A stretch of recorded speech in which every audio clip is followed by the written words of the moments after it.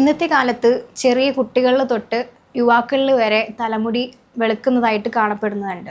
പണ്ട് കാലത്തൊക്കെ ആണെങ്കിൽ ചാരമുടി പറയുന്നത് ഒരു വയസ്സിൻ്റെ ഭാഗമായിട്ടായിരുന്നു കാണപ്പെടുന്നത്. പക്ഷേ ഈ കാലഘട്ടത്ത് സ്കൂൾ പിള്ളേരിലാണെങ്കിലും കോളേജ് പിള്ളേരിലാണെങ്കിലും ഒക്കെ വെള്ളമുടി കാണപ്പെടാനായിട്ട് തുടങ്ങിയിട്ടുണ്ട്. ഞാൻ doctor Haripriya, consultant Medicare homoeopathy clinic, Vaniyambalam.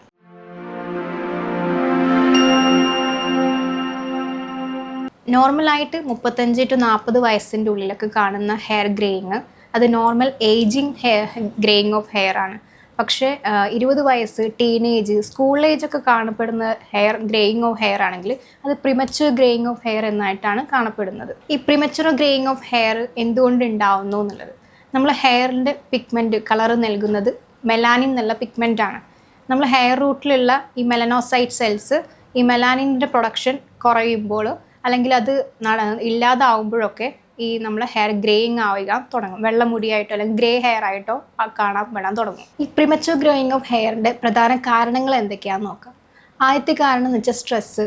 നമ്മൾ മാനസിക സമ്മർദ്ദം കാരണം നമ്മളെ ശരീരത്തിലുള്ള കോർട്ടിസോൾ ഹോർമോൺ അതിൽ മെലാനിൻ സെൽസിനെ ഡാമേജ് ചെയ്യുകയും അത് കാരണം ഈ പ്രിമച്വർ ഗ്രോയിങ് ഓഫ് ഹെയർ സംഭവിക്കുകയും ചെയ്യും. അതുപോലെയുള്ള ഓവറായിട്ട് നമ്മൾ യൂസ് ചെയ്യുന്ന ഷുഗറി ഐറ്റംസ് അല്ലെങ്കിൽ ജങ്ക് ഫുഡിൻ്റെ ഉപയോഗങ്ങൾ, ഇതെല്ലാം ഈ കാലത്ത് കൂടുതലായിട്ടും കുട്ടികളാണെങ്കിലും എല്ലാ പ്രായക്കാരിലാണെങ്കിലും കൂടുതലായിട്ട് ഫുഡ് കഴിക്കുന്നതായിട്ട് കാണുന്നുണ്ട്. അതുപോലെയുള്ള മറ്റൊരു കാരണമാണ് തൈറോയ്ഡ് ഇംബാലൻസ് കാരണം ഈ പ്രിമച്വർ ഗ്രേയിങ് ഓഫ് ഹെയർ കൂടുതൽ പേരിലും കണ്ടുവരുന്നുണ്ട്. അതുപോലെ ഫാമിലി ഹിസ്റ്ററിയിൽ അമ്മയ്ക്കോ അച്ഛനോ ഗ്രേയിങ് ഓഫ് ഹെയർ നേരത്തെ ഏർലി ആയിട്ട് കണ്ടുവരുന്നുണ്ടെങ്കിൽ അത് കുട്ടികൾക്കും വരാൻ ചാൻസസ് കൂടുതലാണ്. പിന്നെ അമിതമായിട്ടുള്ള ഹെയർ കളറിങ് ചെയ്യുക, ഹെയറിൽ ബ്ലീച്ച് ചെയ്യുക, ഇതൊക്കെ നമ്മളെ ഗ്രേയിങ് ഓഫ് ഹെയർ കൂടുതൽ ചാൻസസ് ഉണ്ട്, ഗ്രേയിങ് ഓഫ് ഹെയർ ആവാൻ കൂടുതലും ചാൻസസ് ഉണ്ട്. ഈ പ്രിമച്വർ ഗ്രേയിങ് ഓഫ് ഹെയർ നമ്മൾ നേരെ കണ്ടു തുടങ്ങുമ്പോൾ തന്നെ ചെയ്യേണ്ട കുറച്ച് പ്രധാന ടെസ്റ്റുകളുണ്ട്.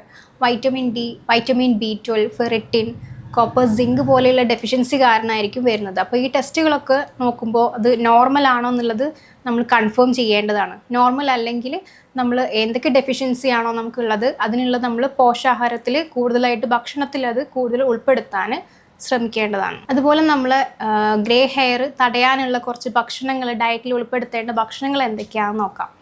ആദ്യത്തേത് പ്രോട്ടീൻ അടങ്ങിയുള്ള ഭക്ഷണങ്ങൾ കൂടുതൽ ഉൾപ്പെടുത്തേണ്ടതാണ്. മുട്ട, അതുപോലെ ചിക്കൻ, ഇതെല്ലാം നന്നായിട്ട് പ്രോട്ടീൻ അടങ്ങിയ ഭക്ഷണങ്ങളാണ്, അതെല്ലാം ഉൾപ്പെടുത്തേണ്ടത്. അതുപോലെ കറുത്ത എള്ള്, ഗ്രീൻ ലീഫി ആയിട്ടുള്ള വെജിറ്റബിൾസ്, ചീര, അതുപോലെ സീഡ്സ് ആയിട്ടുള്ള ആൽമണ്ട്സ്, അതുപോലെ ഫ്ലാക്സ് സീഡ്സ്, സൺഫ്ലവർ സീഡ്സ്, ഇതെല്ലാം നമ്മൾ ഗ്രേ ഹെയർ തടയാൻ സഹായിക്കുന്നതാണ്. അതുപോലെ നമ്മൾ എക്സസൈസുള്ള ഷുഗർ കൺസ്യൂം ചെയ്യുന്നുണ്ടെങ്കിൽ അത് നമ്മൾ കുറയ്ക്കേണ്ടതാണ്. അതുപോലെ എയറേറ്റഡ് ഡ്രിങ്ക്സ്, സോഫ്റ്റ് ഡ്രിങ്ക്സ്, ഇതൊക്കെ നമ്മൾ കൂടുതലായിട്ട് യൂസ് ചെയ്യുന്നുണ്ടെങ്കിൽ, അമിതമായിട്ട് എടുക്കുന്നുണ്ടെങ്കിൽ അത് നമ്മൾ പൂർണ്ണമായിട്ട് കുറയ്ക്കേണ്ടതാണ് ഭക്ഷണത്തിൽ. ഇനി നമ്മൾ എന്തൊക്കെ ഹെയർ കെയർ ടിപ്സ് എന്തൊക്കെ ചെയ്യണമെന്ന് നോക്കാം. ആദ്യമായിട്ട് നമ്മൾ അവോയ്ഡ് ചെയ്യേണ്ടത് ഹാർഷായിട്ടുള്ള സ്ക്രബിങ് യൂസ് ചെയ്യുന്നത് അവോയ്ഡ് ചെയ്യുക. അതുപോലെ ഒരുപാട് ഷാംപൂസ് കണ്ടിന്യൂസ് യൂസ് ചെയ്യുന്നതും മാറ്റി മാറ്റി ഉപയോഗിക്കുന്നതും അല്ലെങ്കിൽ ഡെയിലി യൂസ് ചെയ്യുന്നതും യൂസ് ചെയ്യാതിരിക്കുക. മൈൽഡായിട്ടുള്ള ഷാംപൂ ഇങ്ങനെ ആഴ്ചയിൽ 1-2 പ്രാവശ്യം മാത്രം ഇങ്ങനെ സ്കാൽപ്പ് ക്ലീൻ ആക്കാനും ഹൈജീനിക് ആക്കാനും മാത്രം യൂസ് ചെയ്യുക. അതുപോലെ നമ്മൾ അവോയ്ഡ് ചെയ്യേണ്ടത് ഫ്രീക്വൻ്റ് ആയിട്ട് നമ്മൾ ഡൈ ചെയ്യുക, ഹെയറിൽ ബ്ലീച്ച് ചെയ്യുക, ബ്ലോ ഡ്രൈ ചെയ്യുന്നതൊക്കെ, എക്സസൈസ് നമ്മൾ മുടിക്ക് ഹീറ്റ് നൽകുന്നതൊക്കെ കൂടുതലായിട്ട് അവോയ്ഡ് ചെയ്യാൻ ശ്രമിക്കുക. സോ അതുകൊണ്ട് പ്രിമച്വർ ഗ്രേയിങ് ഓഫ് ഹെയർ ഒരു കോസ്മെറ്റിക് ഇഷ്യൂ മാത്രമല്ല, നമ്മളെ ബോഡിയിൽ എന്തെങ്കിലും ഒരു ഹോർമോണൽ ഇംബാലൻസോ അല്ലെങ്കിൽ എന്തെങ്കിലും ഒരു പോഷകക്കുറവോ കൊണ്ട് കാരണമാണ് ഇതിൻ്റെ റൂട്ട് കോസ് എന്ന് നമുക്ക് മനസ്സിലാക്കണം. അതുപോലെ നമ്മളത് മനസ്സിലാക്കിയിട്ട് അതിനനുസരിച്ചുള്ള ട്രീറ്റ്മെൻറ്റ് നൽകുന്നതാണ് ഈ പ്രിമച്വർ ഗ്രേയിങ് നമുക്ക് തടയാനുള്ള മെയിനായിട്ടുള്ള നല്ലത്. അതുപോലെ ഏർലി ഏജിൽ നമ്മൾ ഈ ഡയഗ്നോസിസ് കണ്ടെത്തിയാൽ അല്ലെങ്കിൽ ഗ്രേയിങ് ഓഫ് ഹെയർ നമ്മൾ നേരത്തെ കാണുന്ന സ്കൂൾ കുട്ടികളിലൊക്കെ ആണെങ്കിൽ 20 വയസ്സുള്ള പ്രായമുള്ളവരൊക്കെ കണ്ടു തുടങ്ങുന്നുണ്ടെങ്കിൽ അതൊരിക്കലും ഇഗ്നോർ ചെയ്യരുത്. നമ്മൾ പ്രോപ്പറായിട്ട് ഡയഗ്നോസ് ചെയ്ത് അതിൻ്റെ ലൈഫ് സ്റ്റൈൽ ട്രീറ്റ്മെൻറ്റും നമ്മൾ ഫുഡിലൂടെ ഡയറ്റ് മാനേജ്മെൻറ്റും എല്ലാം ട്രീറ്റ് ചെയ്താൽ നമുക്ക് പ്രോപ്പറായിട്ട് ഇത് തടയാൻ സാധിക്കുന്നതാണ്. ക്ലിനിക്കിൽ ഒരു പേഷ്യൻറ്റ് ഇതുപോലെ വന്നിട്ടുണ്ടായിരുന്നു. ഒരു ടീനേജ് പ്രായമുള്ള ഒരു പെൺകുട്ടിയായിരുന്നു.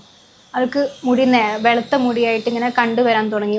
ആദ്യം ഒന്ന് കണ്ടു, പിന്നെ 2-3 ഇങ്ങനെ കാണാൻ തുടങ്ങിയപ്പോഴാണ് അവരിത് ശ്രദ്ധിക്കാൻ തുടങ്ങിയത്.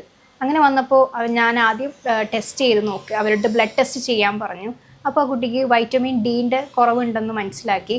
അതപ്പോൾ അതിനുള്ള ട്രീറ്റ്മെൻറ്റ് നമ്മൾ ഇവിടെ നൽകിയപ്പോൾ നമുക്ക് ഗ്രേയിങ് ഓഫ് ഹെയർ കൂടുതൽ കുറയ്ക്കാൻ സാധിച്ചു. അതുപോലെ ചില ആൾക്കാരുടെ ഒരു വിശ്വാസമുണ്ട്, നമ്മൾ ഒരു ഗ്രേയിങ് ഓഫ് ഹെയർ ഒന്ന് പിഴുതെടുത്താൽ അത് മൾട്ടിപ്ലൈ ചെയ്യുമോ എന്നുള്ളൊരു ക്വസ്റ്റ്യൻ ചോദിക്കാറുണ്ട്. പക്ഷെ അങ്ങനെ ഒരിക്കലും അത് കൂടുതലായിട്ട് ഗ്രോ ചെയ്യത്തില്ല. നമുക്ക് എന്തെങ്കിലും ഡെഫിഷ്യൻസി ഉണ്ടെങ്കിൽ നമ്മൾ ഹെയർ അതുപോലെ ഗ്രേയിങ് ഓഫ് ഹെയർ കണ്ടുവരും ചെയ്യും. നിങ്ങൾക്ക് ഇതായിട്ട് ബുദ്ധിമുട്ടുണ്ടെങ്കിൽ നമുക്കിത് ചികിത്സ ചെയ്ത് മാറ്റിയെടുക്കാവുന്നതാണ്, റിസൾട്ട് കിട്ടുന്നതാണ്. എന്തെങ്കിലും കാര്യത്തിൽ സംശയം ഉണ്ടെങ്കിൽ ഈ നമ്പറിൽ ബന്ധപ്പെടുക. അടുത്തൊരു വീഡിയോ ആയിട്ട് നമുക്ക് വീണ്ടും കാണാം.